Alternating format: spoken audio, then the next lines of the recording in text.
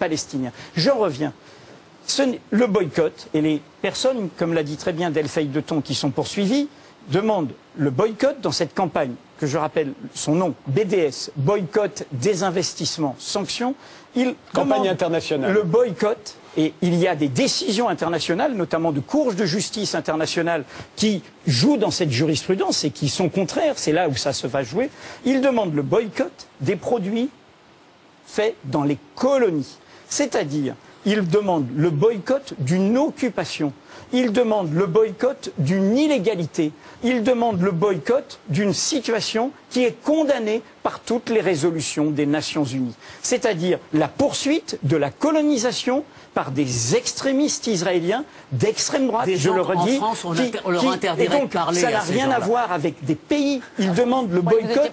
Ils demandent le boycott, encore une fois, de produits qui sont nés du vol, vol de la terre, vol de la richesse et oppression sur un territoire. Comme l'a dit un des orateurs israéliens au Panthéon, dans BDS, le mot important, c'est S. Pas besoin de boycott, de désinvestissement, si la communauté internationale, et notre pays, le premier, qui est honteux sur cette question depuis 2007, demandait réellement l'application de sanctions par rapport à un État dont le pouvoir actuel, l'actuel gouvernement israélien, n'obéit pas aux lois internationales. On va demander des sanctions pour M. Gbagbo, on va demander des sanctions sur le nucléaire iranien, et il y aurait un État qui serait, lui, hors la loi, et à qui on n'aurait pas le droit de demander de respecter les codes internationaux. Ces hommes, ces femmes, vous êtes un jeune aujourd'hui, vous vous intéressez au monde. Eh bien, évidemment que la question palestinienne se dénie de droit depuis 60 ans, va vous mobiliser. Ils sont curieux du monde, ils ne sont pas racistes, ils ne sont pas antisémites. Cette façon de criminaliser des opinions qui, au contraire, sont des opinions profondément humanistes, profondément ouvertes au monde, et notamment de le faire avec des personnes comme Stéphane Hessel, comme Edgar Morin.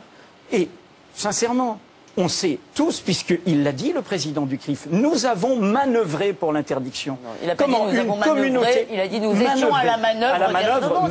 Nous étions à la manœuvre, nous avons manœuvré. Eh bien, en clair, comment dire, on va avoir des interdits communautaristes. Leïla Chaïd a eu une phrase formidable, et j'en termine là au Panthéon. Ils ne veulent pas qu'on aille à l'école normale, mais où est-ce qu'ils veulent qu'on se réunisse pour discuter? Dans une mosquée? Dans une église? Dans une synagogue? S'il n'y a pas d'endroit où l'on peut discuter, s'affronter, et les lieux d'universitaire, M. Boer, qui a été dans le syndicalisme étudiant, sait combien parfois c'est virulent, mais ça c'est autre chose qu'une direction qui vient interdire. Et donc laissons faire ces choses-là, et ne laissons pas.